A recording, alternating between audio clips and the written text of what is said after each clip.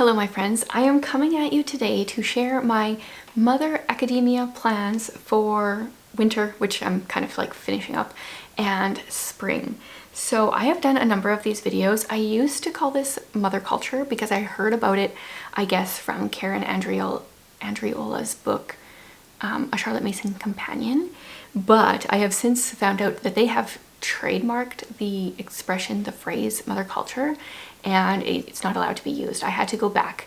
I got an email from them. I had to go back to my old videos and rename them, put out new thumbnails, and they're very sticky that apparently they own the trademark to those words and no one else is allowed to use them. So we're going with Mother Academia, which actually is a better sounding, it sounds so much classier anyway. So as a homeschool mom myself, as I'm sure most of you, I just always want to be learning. One of the reasons that I wanted to homeschool is that I can learn alongside my children. Sometimes this is great, and sometimes I find myself relearning math concepts that I've never used, in the past 20 years, and it's like, okay, how do you do this again? But for the most part, I love it. And so I thought I would share what I've been doing lately, what I'm planning on doing. I have a mess of books here. Mostly this will be books, but I'll throw out a few other things as well. Where to start? Okay, so when do I do this? We'll start with that.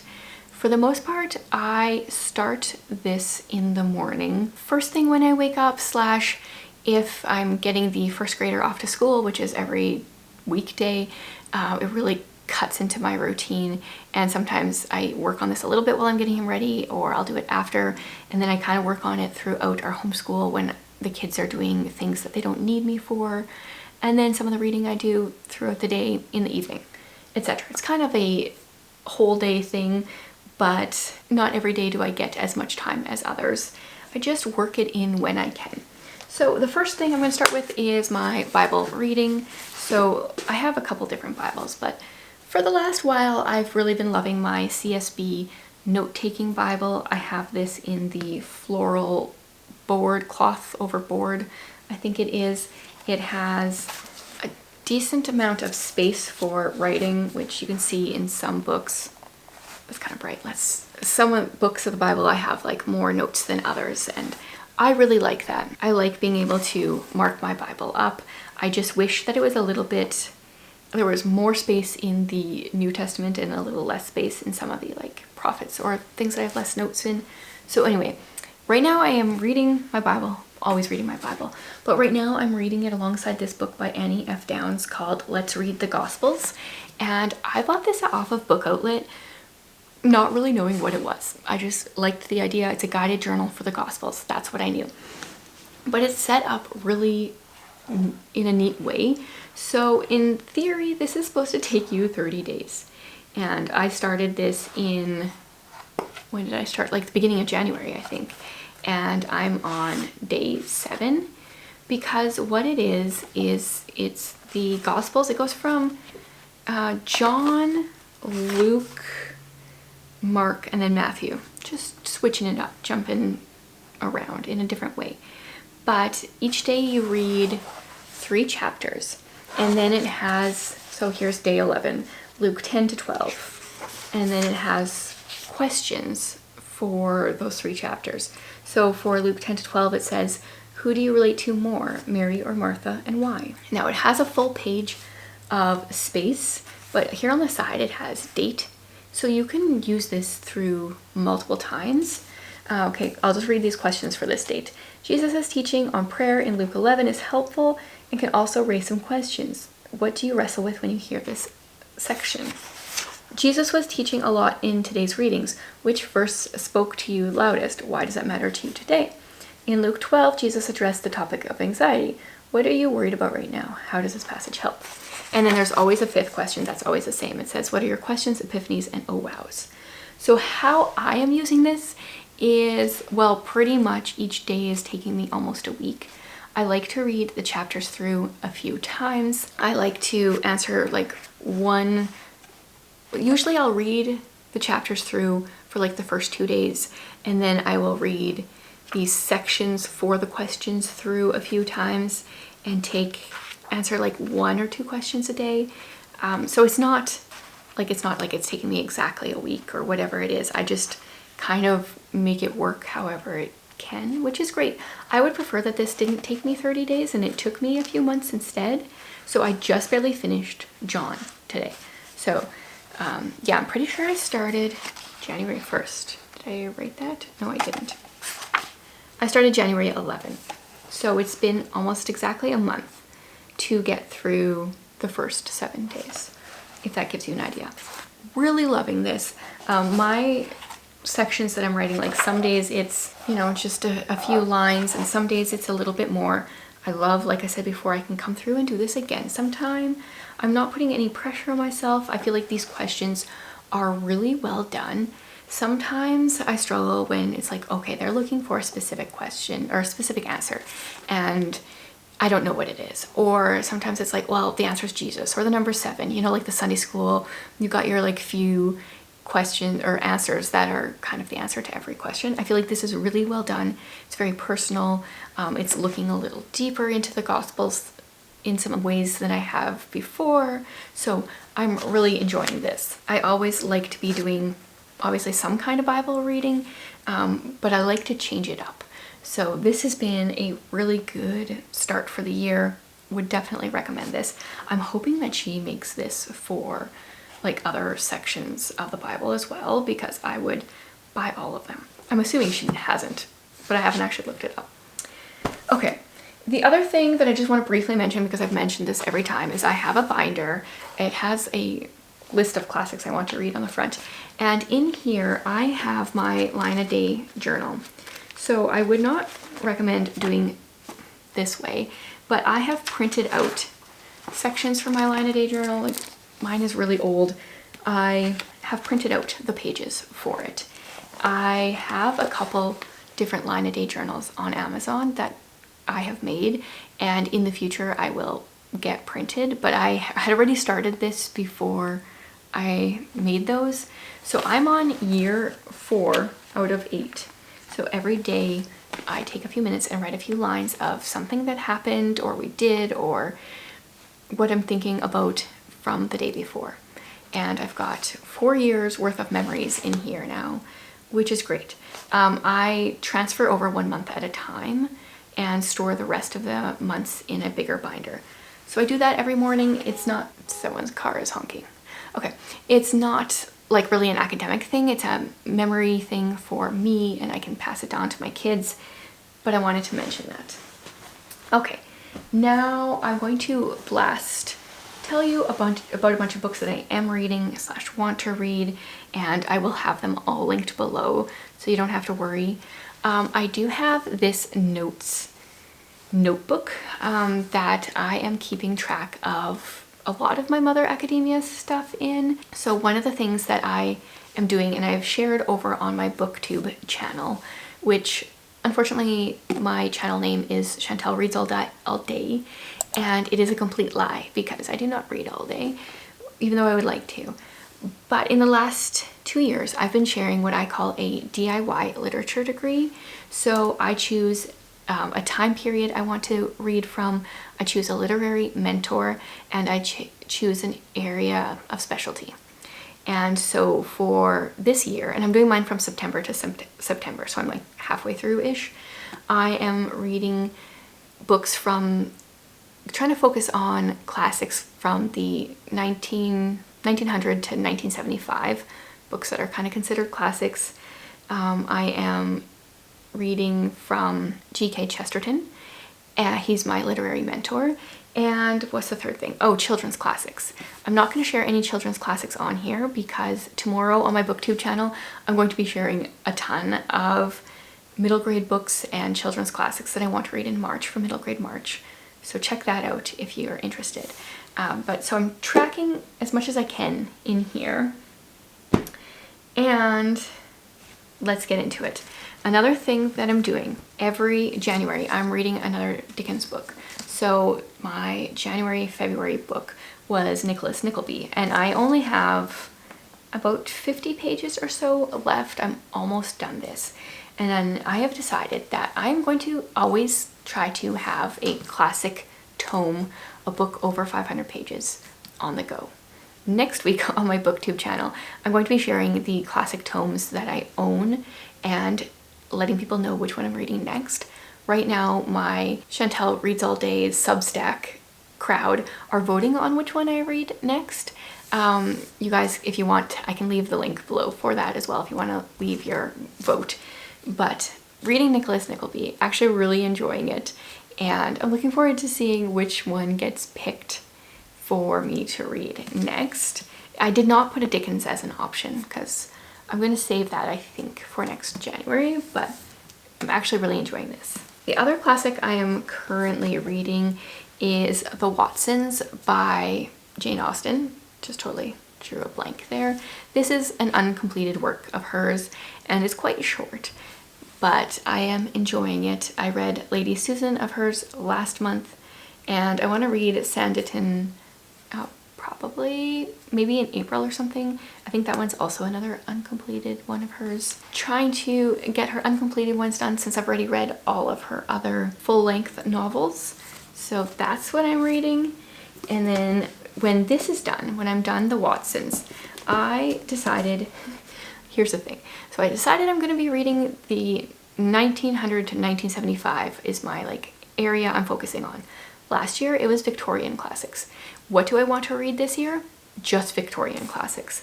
And so I'm just gonna try to lean into that as much as I possibly can because I'm going to enjoy books more if I'm in the mood for them. And I want to read Cranford by Elizabeth Gaskell next. I've heard really great things. I've really enjoyed the other books that I've read by Elizabeth Gaskell. I've read Wives and Daughters and North and South. And this one's actually really short, especially compared to Wives and Daughters. And so this is what I'm going to pick up after The Watsons. So sometime this month I'll be starting this. Then I always like to be reading some poetry, and I have a few poetry collections on the go right now. I have the complete poems of Emily Dickinson.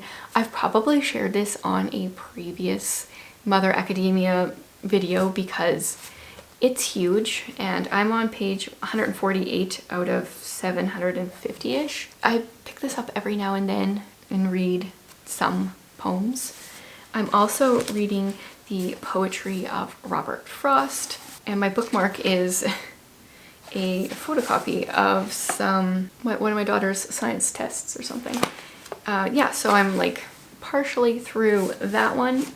And then my short one is the Brontes by, this is Every Man's Poetry, and I'm currently reading Emily's poems. I don't remember if I have, are the rest of these Emily's or is there someone else yet? Oh, Anne's are next. So I just have Emily to finish and Anne to read. Really enjoy the Bronte poetry. Once I'm done this, then I'm pulling out this book, which is the Norton Anthology of English Literature. This one's volume B, and I'm going to focus on some poets that are in the early 1900s that I want to be studying. So this is what is usually used in university. I definitely used it when I was in university, and so it's just a collection of all sorts of different poets and short stories and stuff like that. So once I'm done this will kind of get in the rotation, and then every day I try to read a poem or two. Sometimes I leave it for a little bit. Sometimes I binge a bunch of poems. That's just what works for me. So I'll be starting that this spring. What else here? I am still reading A Waking Wonder. I shared this a few weeks ago. I was reading it for the third time, and then I put it off for a bit while I read a different book. Now I'm picking it back up. So I'm, I don't know, maybe a quarter or a third of the way through this again.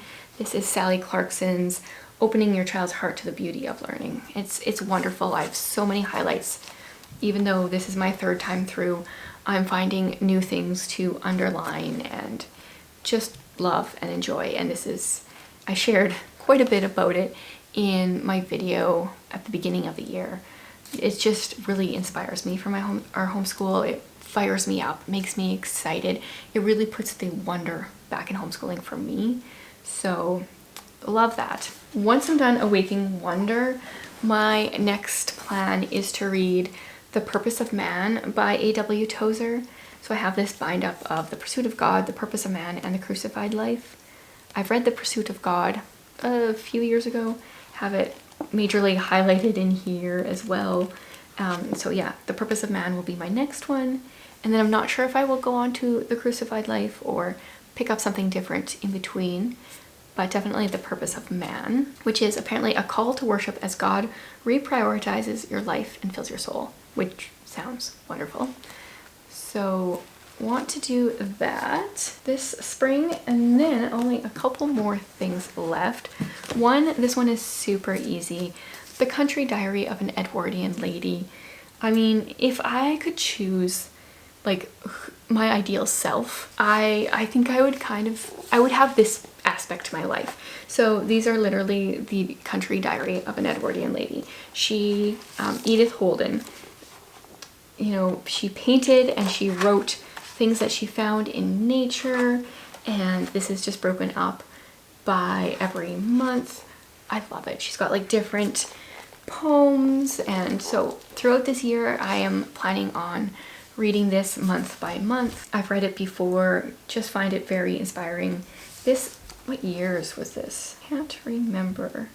1906. Is this just 1906? The pages are very thick, so it looks really thick, but there's less than 200 pages. Yeah, so it's just 1906. And then I think there is another one as well, but I love this book. Two more books here. One, Much Ado About Nothing. I really want to get into finishing all the Shakespeare. I have not read any Shakespeare since high school, and now my oldest has suddenly been inspired. She was inspired by a video we were watching with Ruby Granger. She like kind of offhandedly mentioned something about Macbeth, and then she just went and read Macbeth in less than a week while she was putting off reading Romeo and Juliet, which is one of her books for the year. And I know she also wants to read Much Ado About Nothing. Thought maybe I could squeeze it in before her. We'll see if she ends up taking it away from me or not. I know nothing about this, and it actually doesn't really tell you anything in the back either, so that's interesting. But these No Fear Shakespeare have the original Shakespeare on one side and then the translated modern English on the other, line by line, which is going to be so helpful. I am really actually looking forward to this because the thing about Shakespeare is it can be very confusing. That's what I remember from high school. Like I said, I haven't read any since, but I want to collect all of the Shakespeare plays in this. We have Romeo and Juliet, Macbeth, and Much Ado About Nothing. I got these off of Book Outlet. They were quite cheap, and they haven't had any since I've been looking for more, but I'm gonna keep my eye on it, keep my eye on Amazon. Sometimes they go on sale there as well because these are super helpful. Other than that, I really want to pick up this book. It's The History of the Renaissance World by Susan Wise Bauer. So these are her high school books. She's got the history of the ancient world, medieval world, is that the other one? And then Renaissance world. Unfortunately, there's only 3 books compared to her story of the world that has 4. I'm trying to see here, what year does this end on? This is the thing I don't quite understand. This ends at 1450-ish, which makes sense for the time period. But is she not writing a newer one? I was looking this up the other day, and now I'm gonna double check it because I would honestly be more interested in something a little bit more recent or even working my way back. But I don't think that, yeah, it's just a 3-book series. And I don't know if it's ever been said, like, if she's gonna write more. I'm trying to look this up while I'm talking here so that I can maybe give you guys some info. Every time that I've looked it up though, it's kind of just like not mentioned. That is kind of not finished. And I don't know if there's some information on like, is she writing this? But I would like to read this because I think that I'm gonna get my 14-year-old to read it pretty soon. So I feel like if whatever I'm asking her to do, I should at least do as well. I have started it years ago. I got to chapter 24 maybe, but I don't remember anything, so I'll start back at the beginning. In addition, I have hopes to study, every time I try to study like something of interest. It's been like spies and espionage before, and I just can't find a topic of interest to me right now. So what I've been trying to do is just find random videos on YouTube to watch on different topics of interest to me. And so it's just been a smattering. So right now what I'm trying to do with myself is like the whole idea of strewing, just giving lots of options and seeing if there's something that sticks, that makes me go down a rabbit hole and like really learn hardcore about a topic. So far nothing has really done that, but still just kind of like throwing things out and seeing what catches my eye. That is my plan for like, I don't know, maybe the next 3-4 months or so for my Mother Academia. Some of this stuff will continue longer than that. Some of these I'll finish, but this is my like official plan. If you guys do something like this, I would love to hear what books you're reading, what you're studying, etc. My plan is to read a lot more lesser known classics coming up, but I really wanted to read some of the ones that I own here first. So that's my plan. Let me know yours. Thanks for hanging out with me.